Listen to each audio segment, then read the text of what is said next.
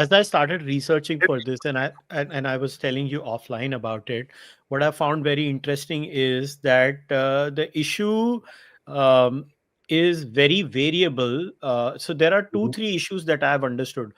One is the impact on the engine itself. mhm. Now, in that, when I started looking at it, and correct me wherever I am wrong, I am asking you this as a question by sharing some information. So, when I started looking up, Honda and Toyota cars are E20 compatible from 2009, is what I understood. So, Yes. if you own a Honda or a Toyota in India, I'm talking about India, I don't know about anything else. You actually don't have a problem with E20 blending on your cars per se. But Hyundai is not compatible, so Hyundai would be a problem. Some models in Suzuki, as you rightly told me, were not compatible, and those are the cars that people are concerned about. Now, in that, what I have understood is that people are claiming that their mileage in their bikes and in their cars that are not E20 compatible has come down significantly. Now, I started looking at long term studies. There is no long term study done. There is no systematic study. वो क्या वो automotive guideline एक है government that is sticking to that. So that says there is a 5 to 7% drop in the overall fuel efficiency of the car. Now, fuel efficiency mein, Kushan, I had a question. As a driver, like let's say my father drives the i10, Hyundai i10. I have a Hyundai i10 2016 and I have a 2016 CRV. Funny enough, I bought two cars in 3 weeks. So I have two cars which are the same time range. Literally, it was very weird.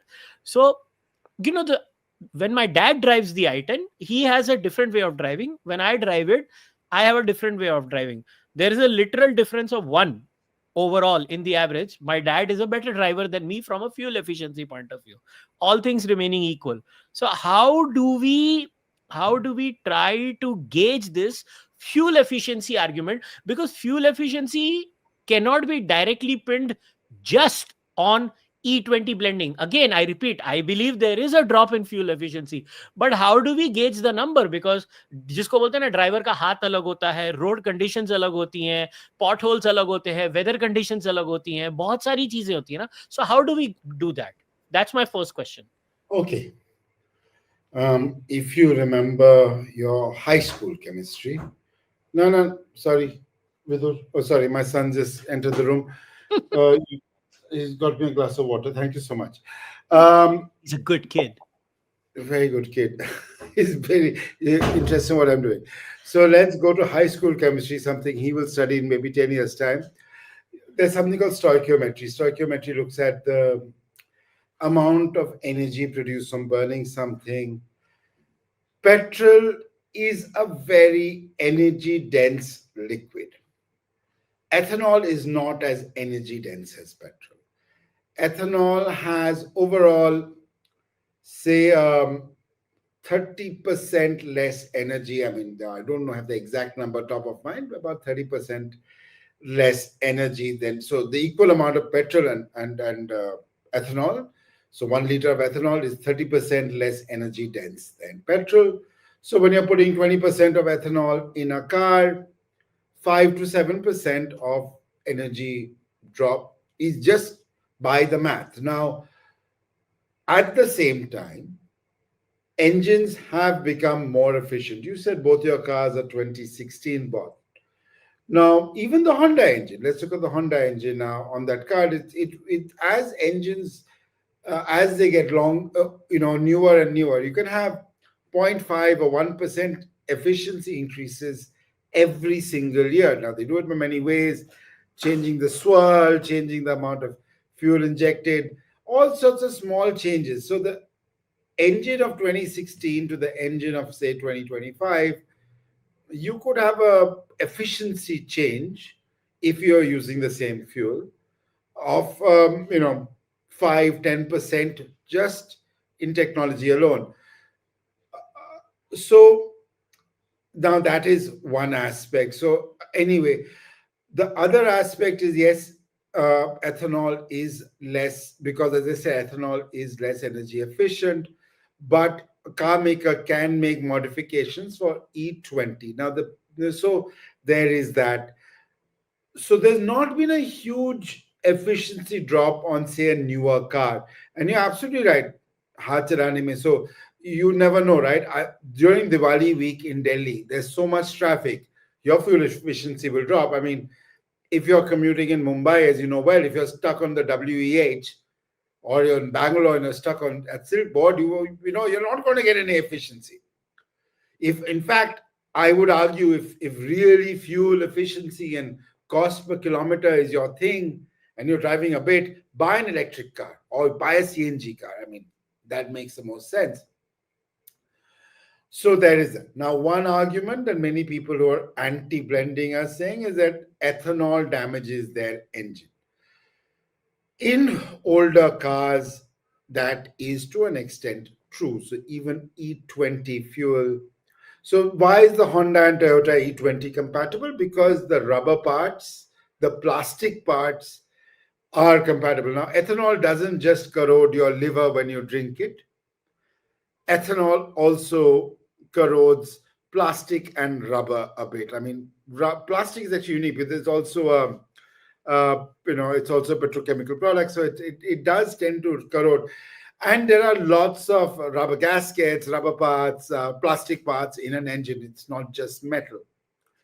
So until your engine is actually E20 compliant, there can be damage to the rubber and plastics. Now, this is an easy fix. In terms of cost, it's not a very expensive fix. It's just a difficult fix. You have to send your car to the workshop, somebody's go to the engine and change all the parts.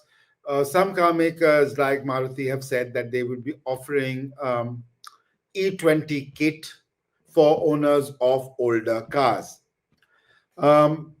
So one of the major fuel efficiency, I mean, I saw stuff on social media, people saying we're getting a 20-30% drop. That is not stoichiometrically possible. It's not possible. You cannot say I'm getting, because again, if you're running on pure ethanol, your drop can only be about 30%. Just chemically, just by pure chemistry. On that front, I'm not even going to get. So if you've got a 30% efficiency drop, get your engine checked. There could be carbon deposits in your engine. I mean, you should get your engine checked, really. So I do, and we've discussed this offline, I do have some opinions of what the government should do with ethanol. But some of the people who are, talking about ethanol being poison, and these are idiotic arguments. I mean, the government's been blessed, and we talk about this with Narendra Modi and the leader of the opposition. The government's been blessed by idiots leading the anti-ethanol debate. So this is simply put the fuel efficiency part of the debate. Please carry on. So yeah, again, you are not a spokesperson for Cast 24, but I don't understand. They did that video where they did that test and they showed that drop of 20% mileage. Yeah, dekh bhai, I am no spokesperson of the government here. I believe there is a 100% case that there is a mileage drop. I just did not buy that is because even I have a Hyundai i10 2016 model and I have not seen a mileage drop यार. एक अगर मेरी समझ ले मेरी गाड़ी भी पुरानी हो रही है वो भी तो फैक्टर इन करना पड़ेगा ना. जितनी गाड़ी पुरानी होते जाती है उतना उसकी फ्यूल एफिशिएंसी भी तो इफेक्ट होगी. And I have not seen a fuel efficiency drop in my car since we have shifted to E20 in my i10 of more than 1. So I don't know how they came up with a 20% figure. Like 5% to 7% is exactly what I got. Exactly what I got. No, so there were people who want to climb onto a bandwagon, right? Because there's money in that bandwagon. So they got into this argument. Again, if there is a 20, now to do a proper test, like in fact Autocar India has done. And I mean, Hormaz and I are friends at Autocar, and Hormaz told me what they were doing. They were doing proper research. They're doing the proper chemical tests. They were doing spectrometry tests over here. I mean, they were actually seeing how much ethanol is in the blend. You can't assume. When the government is saying E20, that means max, right? So it means just like say a 12-year-old Scotch, it means a minimum Scotch is 12 years old. You could have a 20 or excuse me. So it could also be 18%, could be 17%, depends on how close you see the refinery. Um, Different companies, whether it's Geo or Indian Oil, or so that's there. So the people who are saying 20%, I would question them. How did you do your test? Where did you do your test? I don't trust you. I don't trust you. And Cast 24 took that video down, and people said, okay, what were the conditions of each test? Blah blah blah. So you can't say I am getting it. You have to give scientific reasoning. You can't go by vibe, feel. You know, Mahal bura hai, ye wo. You cannot go by vibe. When you're doing something, you have to do it scientifically. And scientifically, the people who are cribbing, I mean, as I said, ethanol does corrode plastic and rubber parts. You can make ethanol proof plastic and rubber parts, which all these cars like Honda and Toyota have been doing since many years. They've been doing it. Other car makers did not, because boss, at the end of the day, they're bean counters. Okay, so if you have to make your car at E20 compliant and you have to spend $100 more, when you're certain car makers and you're making, two, 300,000 cars a year, even $100 more adds up. So that's what happened. But you do scientific testing. You take two cars together, fill one up with say XP100 and fill the other. So you do these tests, or you fill it up with E10 fuel and then compare it to E20. Where are you getting E10 fuel from? Do you have a source? Lots of questions. So a lot of it was scaremongering. A lot of it was just engagement farming, and I don't believe those tests for sure. So now, once again, I repeat, I believe the mileage drop is real. I not for 1 second Yes, buy yes, any argument that yes. there is no mileage drop. I just don't buy the My 20 to wife has 30% argument. no, no, absolutely. My wife has an old Ford EcoSport. It's got a mileage drop. I can see it myself. All right. I'm not saying there isn't a mileage drop, but the But mileage drop is between 5 to 7% on an older car. On a yes, newer car, the mileage drop can be as low as 2 to 3%, because again, engines have become more efficient over the years. Maruti Suzuki's new Z series engine that you get in the new Swift and the new Desire is 10%, almost 12% more fuel efficient than the first generation K10 engine. So which was less than 10 years ago. So it just happens. Engines also, just because the internal combustion engine is now almost 150 years old, doesn't mean they're improving it every year. so They're getting more what are power. the we can do to solve these problems, like additives, fuel injectors, engine cleaning? What are those? Now let's talk about solutions, because listen, um, I think Hmm. the government, my biggest criticism of the government is not they got E20.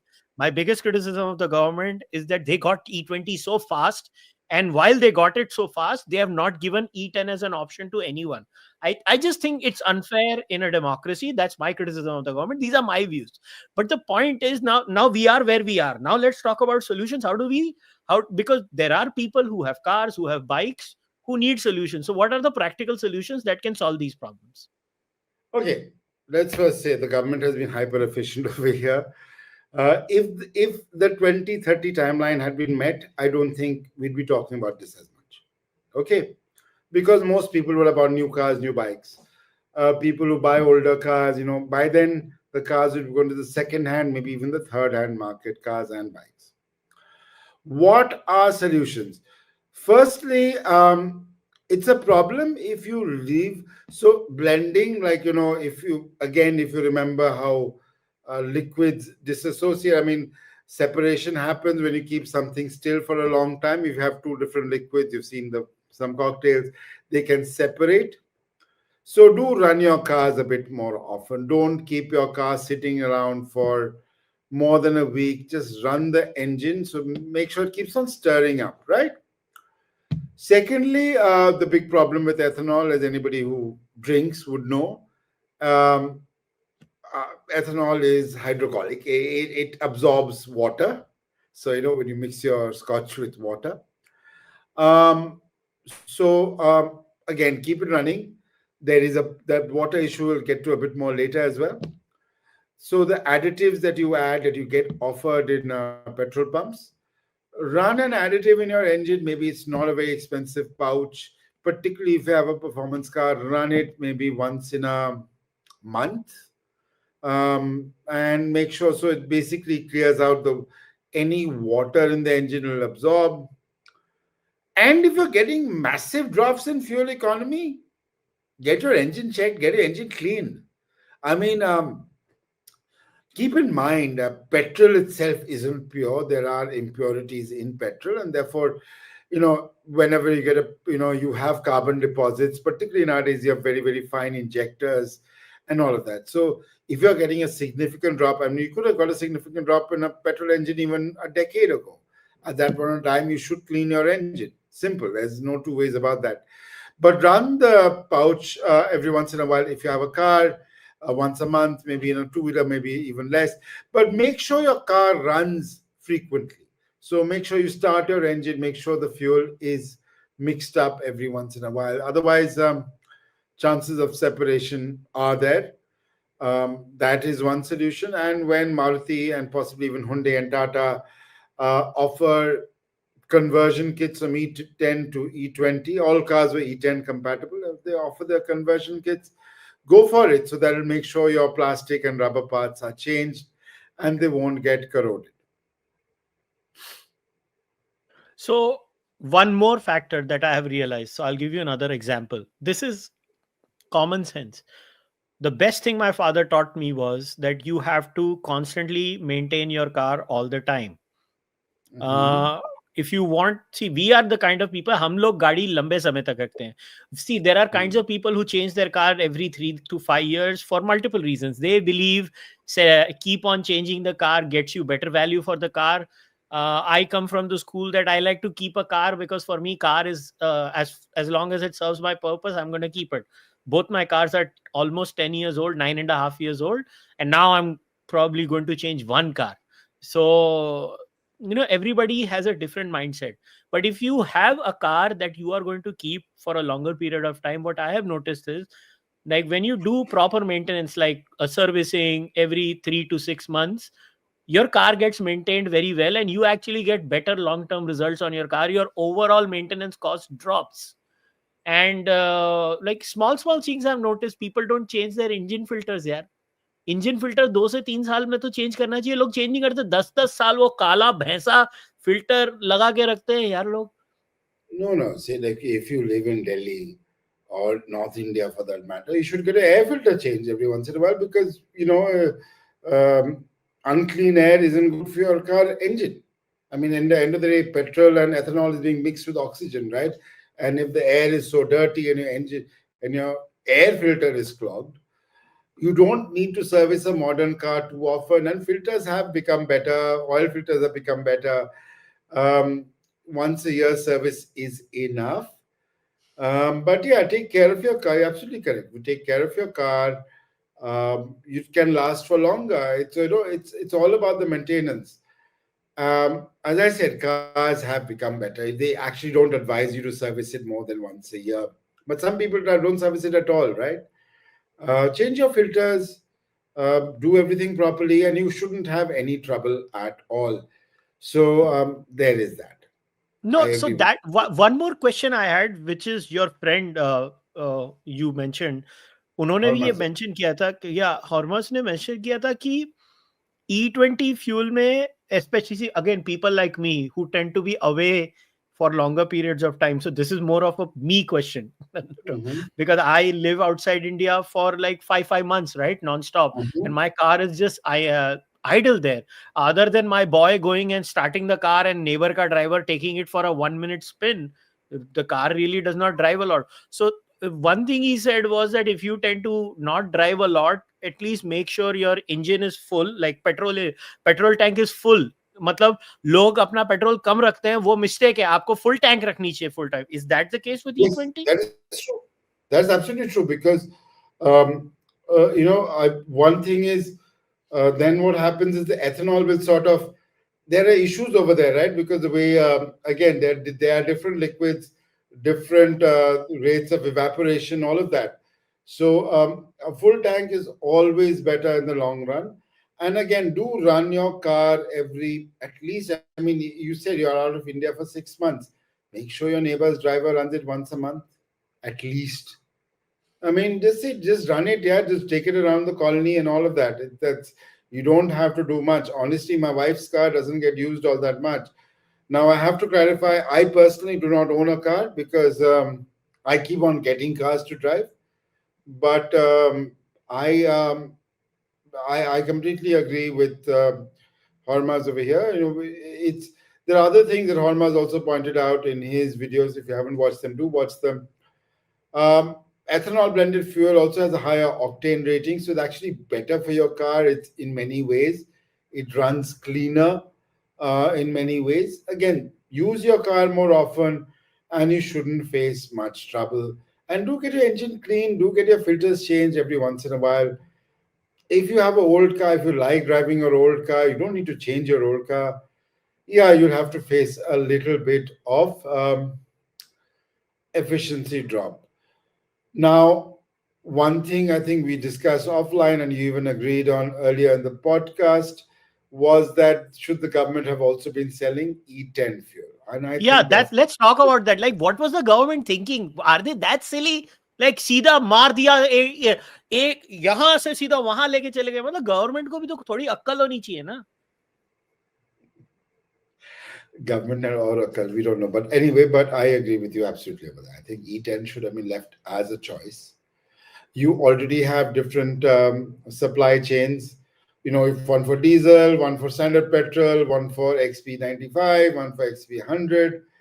Setting up a different supply chain for the large part would not have been a problem.